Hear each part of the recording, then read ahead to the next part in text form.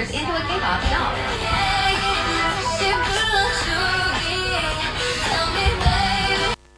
কেমন আছো তোমরা? তো ভাই তোমরা তো জানোই আমি আজকে 2 বছর ধরে ইউটিউবে বুকচুদি করি বলতে রোস্টিং ভিডিও বানাই আর কি। হ্যাঁ মানে রান্না করি।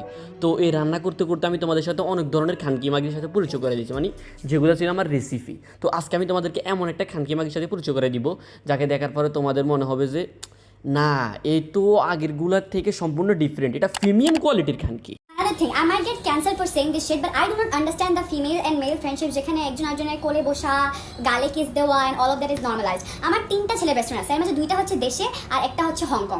ওই 2টাকে আমি জিন্দেগিতে একবার হাগও দিই নাই। কোলে বসা আর অন্য কিছু তো বহুত দূরের কথা। We just do this kind of handshake and ওর মাথায় এরকম that's it, that's the highest. Hong Kong এর টাই তো আমি জীবনে চোখে দেখিই নাই। So I don't understand why the fuck are we normalizing, guy friends দের ছেলে বন্ধুদের কোলে বসা and ওদেরকে চুম্মা দেওয়া। ভাই এই মেয়েটা বলতেছে কি আর করতেছে কি, ভাই জাস্ট ইম্যাজিন। হ্যাঁ তোমরা এই ভিডিওতে না দেখে তোমরা অডিওতে শুনতেছো, তখন এই মেয়েটার সম্বন্ধে তোমার ধারণা হবে কি এই মেয়েটা নিশ্চয়ই কোনো ফরজগার মেয়ে, কোনো ভালো ভদ্র ফ্যামিলির মেয়ে। কিন্তু যখনই তোমরা এই ভিডিওতেই দেখছো, এখন তোমাদের মনে হচ্ছে কি এই শালিতে একটা খানকি, এ তো জানেই না যে জামার ভিতরে ব্রা পরতে হয়। আর এর যে এত বড় বড় 2টা কন্টেন্ট দেখা যাচ্ছে, এই কন্টেন্ট 2টা যে ডাকতে হবে এটা সেটাও জানে না।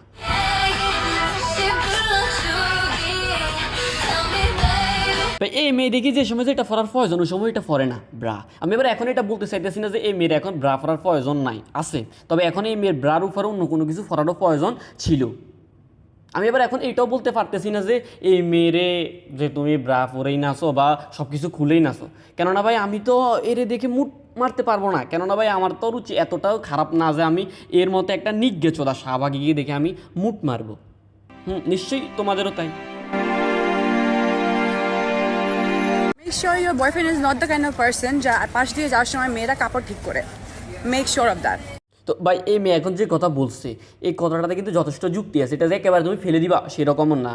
তো আমি আফুর এই কথাটার সাথে মিল রেখে আফুর একটা অ্যাডভাইস দিব, সেটা হচ্ছে আপু আপনি বা আপনার অডিয়েন্স যারা আপনারা পছন্দ করে তাদেরকে বলবেন যেন রাস্তা দিয়ে হাঁটার সময় কোনো কাপড়ই না পরে। তাহলে সেক্ষেত্রে কী হবে, সেক্ষেত্রে অন্য কারো বয়ফ্রেন্ডের পাশ দিয়ে হেঁটে যাওয়ার সময় তাদের আর কাপড় ঠিক করতে হবে না।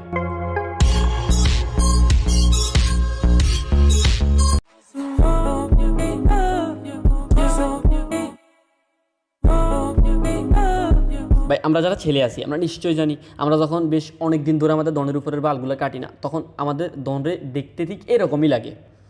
এখানে লজ্জা পাওয়ার কিছু নাই, যেটা সত্য সেটা সত্য।